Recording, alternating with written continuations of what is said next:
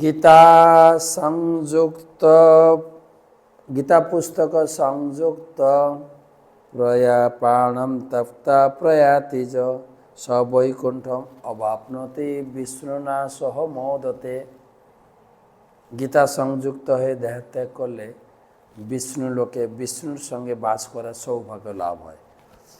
আজকে 61তম শ্রদ্ধাবান অনসূয়শ্চ শৃণ্বাদোপি যো নরঃ সোপি মুক্ত শুভান লোকান প্রাপ্নুয়াৎ পুণ্যকর্মণাম। শ্রদ্ধাবান অনসূয়শ্চ শৃণ্বাদোপি যো নরঃ সোপি মুক্ত শুভান লোকান প্রাপ্নুয়াৎ পুণ্যকর্মণাম।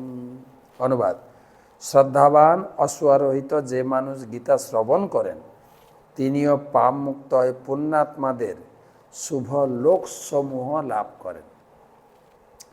গতকালকে আমরা আলোচনা করছিল গীতা পড়লে কী লাভ। এর আগে আলোচনা হয়েছে গীতা প্রচার করলে কী লাভ। তো গতকালকে শুনেছি গীতা পড়লে কী লাভ না কৃষ্ণ পূজার ফল পাব। কৃষ্ণকে পূজা করলে যে ফল, গীতা পড়লে একই ফল, ভগবত ধামে ফিরে যাব।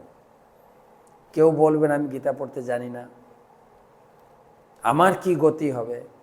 তখন ভগবান বললেন তুমি গীতা শ্রবণ করো, লোক ডেকে এনে গীতা পড়াও আর তুমি শুনবে। তবে গীতা পাঠের মতো ফল লাভ করবে না। গীতা নিয়মিত পাঠ করলে ভগবত ধামে যাবে, কৃষ্ণ পূজার ফল পাবে। তবে গীতা শ্রবণ করলে একটু কম ফল পাবে। কি না স্বর্গে যাবে তুমি, পুণ্যকর্মের ফল যেটা স্বর্গে লাভ করবে। তো ক্ষতি কোথায়? আমরা তো এটাই অজুহাত দিই, তাই না? আমি পড়তে জানি না, কি করে গীতা পড়ব? বলে দিই না, সময় কোথায়, পড়তে জানি না। ভগবান বলছেন তুমি লোক ডেকে পড়িয়ে শুনো। গীতা তো তোমাকে পড়তেই হবে বা শুনতেই হবে।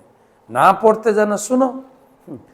এক ভদ্রমহিলাকে বলছে আপনি গীতা পড়ুন। মহারাজ আমি তো পড়তে জানি না। তখন জিজ্ঞাসা করলাম মাতাজি আপনার লক্ষ্মী ভাণ্ডার আছে? বলছে হ্যাঁ। আপনি পড়তে জানেন না, লিখতে জানেন না, লক্ষ্মী ভাণ্ডার করলেন কি করে? বলছে আমার এক আত্মীয় ছেলে ওটা করে দিয়েছে, শিক্ষিত ছেলে। বলে ওকে ডেকে গীতা পড়াবেন। নিজেরটা লোক ডেকে করিয়ে নিয়েছেন, গীতা পড়াটা করবেন না কেন?